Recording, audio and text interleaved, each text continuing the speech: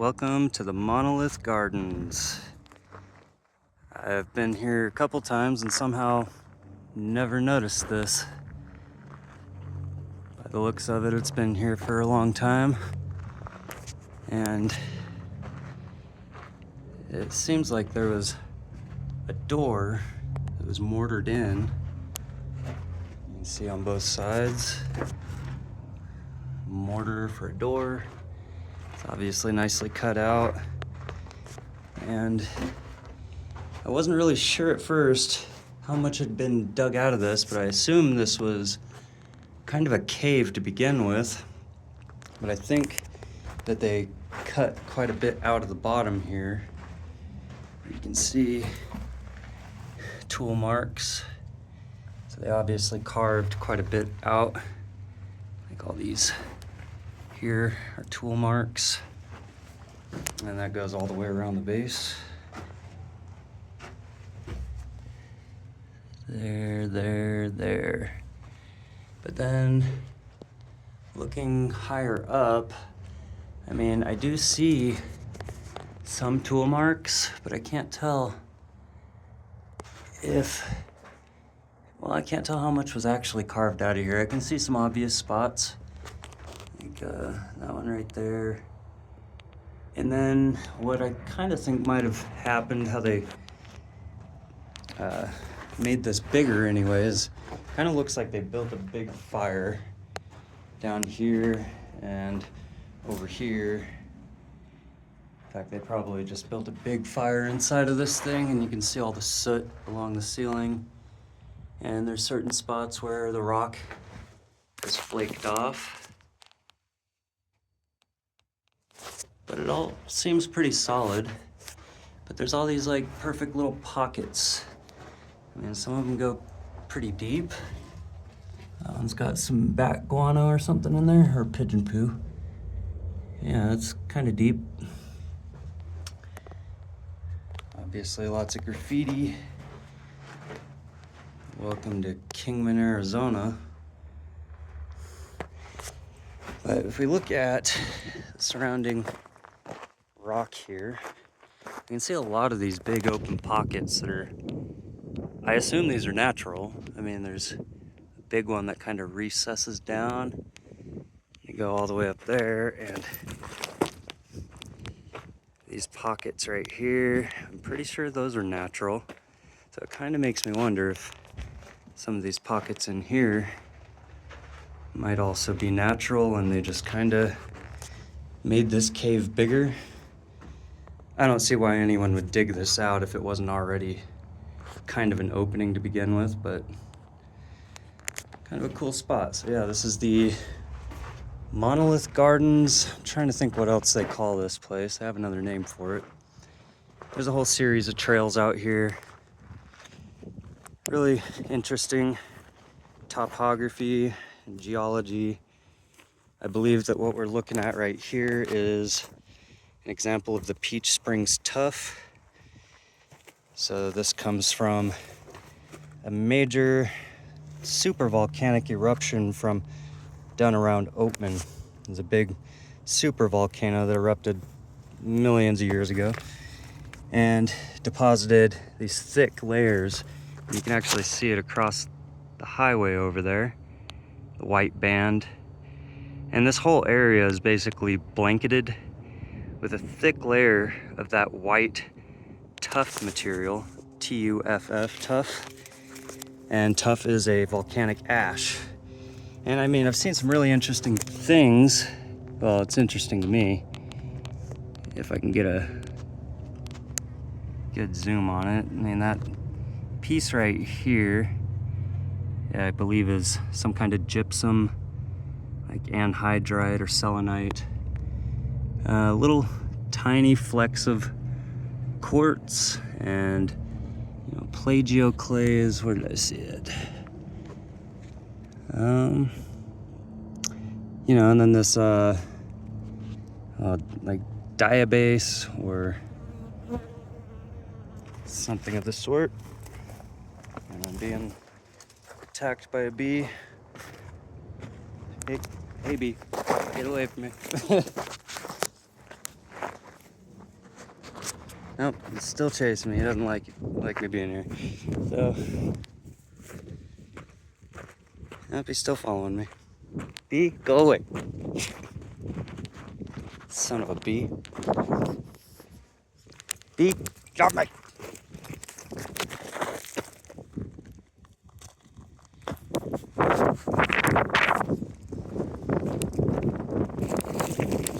What the hell? Ruining my video, bee.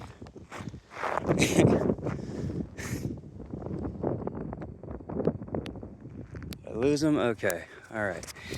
Anyway, so the trail is right here.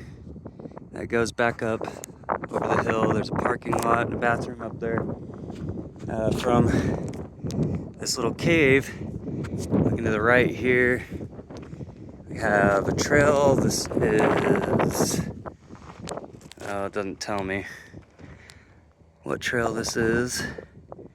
There's a whole series of trails out here. You could actually spend quite a bit of time just hiking around out here. But I love the fact that, like, what we're standing on right here is part of that Peach Springs tuff. You can definitely see tool marks here from an excavator, bucket, whatever, it's just a road. But yeah, all the way down over there, you see that's all part of the tuff layer there. And then just next to it, right on the other side of this wash, well, I haven't taken a close look at that rock, but it's got a dark color. So it's more of a mafic type rock, something more like basalt. And it looks like, you know, this is all part of a continuous lava flow across this entire area. So this is part of a shield volcano that is overlapping the tuff. So we can see right down below. So if we look, say at this outcropping right there, center screen, that looks like mafic basalt. But then just below it in the wash there, like right there, looks like a white tuff material. So that shield volcano happened after the super volcano erupted and deposited all this tuff. And then erosion's played a huge role here. So a lot's been eroded out, at least so I would assume. So obviously this volcano it erupted a very long time ago. But that right there is all tuff material. Again, TUFF. We're standing on a long continuous ash flow deposit. Well, I'm not sure if it's an ash flow or just a layering of ash. But it's a pretty big area. And actually, this is kind of interesting here. So you can see some layers in this tuff. Trying to make heads or tails of it. We have one big layer from here going up. It looks like it's all the same layer going all the way to the top. I don't see any dividing lines or other stratified layers in here. So it kind of seems like this is its own layer here all the way to the top of the hill. But then there's this fine layer here that's about, well, about an 1.5 to 2 inches in some areas. And it's got a finer grain to it. So this top layer has a lot of these phenocrysts, or phenocysts, whatever. Just little fragments of rock that are caught in the tuff. And then this layer directly below it is very fine grained. I don't see any large grains in it. And right at the bottom of that layer, so right in here, is a band of iron right at the bottom of that layer, which kind of makes me think that this could have actually been a flow of ash, such like a mudslide that maybe happened in multiple events, or maybe this layer here was from a time in between two different events. But I also see, you know, actually there's a number of layers in here. So this main layer, this fine-grained layer with an iron layer at the bottom of it, and then there's an ultra-fine grained layer here, which almost has, well, it's very fine-grained. It's almost like a dried clay, or how to describe that? Either way, just a very fine-grained sedimentary type rock. And then below it, there's yet another layer which almost seems a little more calcified, perhaps. Yeah, there's a whole layer right in between, right below this ultra fine grained layer. And then it goes back into another coarse layer that actually has multiple layers involved with it. And it all kind of has a very sedimentary type look to it, like it was deposited in layers. So looking from our ultrafine layer here, there's a layer here with like a hardened, like calcified layer here, another thick layer between here and here, and then you can see this iron layer, and it seems to go through the whole thing here, but you can see this layer of iron right here, and then another thick layer that I couldn't tell you how thick that is. But this bottom layer has a lot of the same types of materials as this upper layer does. Looks like little traces of selenite, but on the same note, I am seeing a different mixture of materials in there. And again, we come into below that, actually even another layer of ultrafine. It's like finer than the layer above it. So I mean, there's obviously some stratification that has taken place, whether the, you know, ash was deposited and then kind of flowed or moved like a mud flow. And then, you know, this rock here, it's kind of just off to the side of that outcropping we were looking at. And this looks more like a mudstone. It's got little bits of calcium carbonate banding in it, but it's definitely got a sandstone-like consistency to it, some phenocrysts, and it seems to be like its own layer. So as we walk along this band of tuff, and we look off to the side here, maybe it's just a matter of the way this rock is oxidized. I'm not really sure. But yeah, this is like an entire, it's got this brownish red color, which is quite different from that white layer over there. And then again, looking over across the wash, we see totally different type of rock that again looks like basalt, at least from here. So I will walk down and check that out.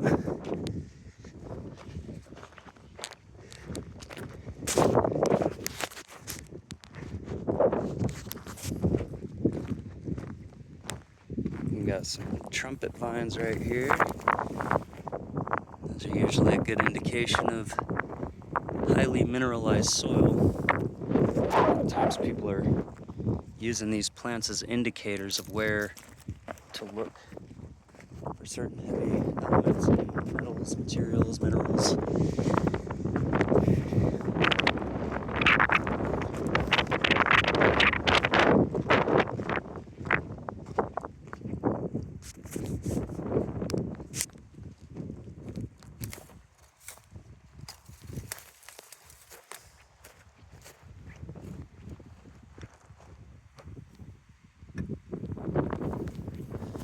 this is definitely a good example of different layers that sit underneath this massive rock formation. Again, we see some of that ultra-fine sedimentary layer.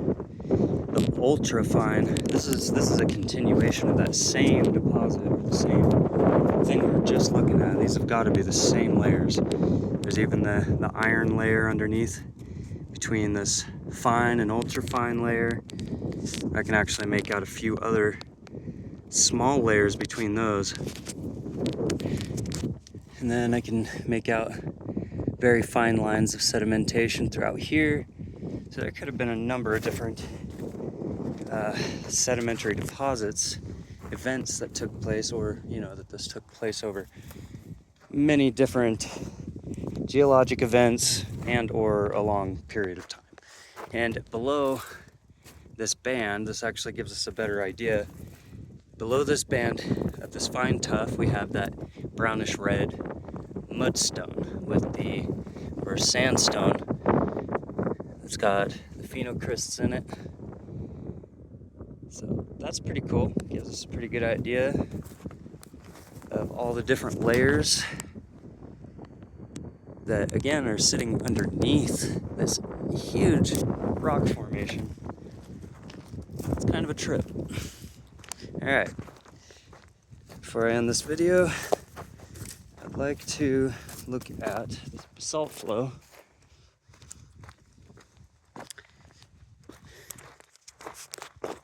Okay, I can see another trail sign down there. Right. Where's my finger? Where are we at? Okay. Right there. I'm sure you can see it. It's there. All right. Another trailhead.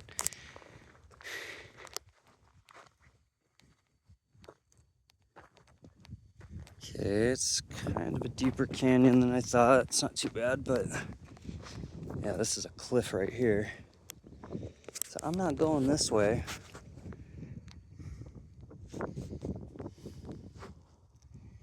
But I can kind of get an idea from here.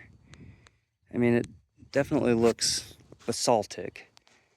So this is definitely part of a major shield volcano, which really stretches across this whole valley and is, continuation of the Warm Springs Wilderness or the Black Mountains.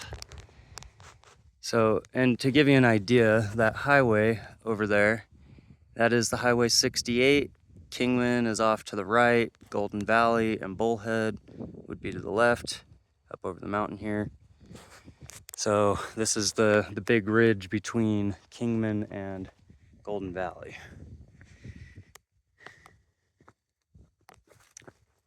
All right, so I'm not gonna waste any more of your time. I think I got a pretty good idea of what I'm looking at here. But yeah, this is a pretty neat spot, because I think what has happened here is it seems like this outcropping was already here when the shield volcano came into existence. So this rock formation, this cliff that I'm standing on, was actually acting as kind of a barrier for the volcanic flow. So things would have been, I can see some outcroppings right at the base here. So that volcano, the magma came right up to this cliff, and then ultimately this wash has slowly eroded it out over time, and in some cases completely and totally eliminated all the basalt off the top of the tuff over here. Where is it? Right there. So I mean, down in the wash there, that's just exposed tuff, but you can see more basalt directly behind it, these outcroppings, and this whole mountainside is composed of basalt. So yeah, this wash has just kind of cut it out and reformed it all. Anyway, this is the Monolith Gardens. Cool little spot if you're in Mojave County, Kingman area. And what else? What else do we want to talk about? Oh, a bee inside of a cholla flower. It's beautiful. All right, well, have fun and be safe and enjoy yourself. Until next time, goodbye.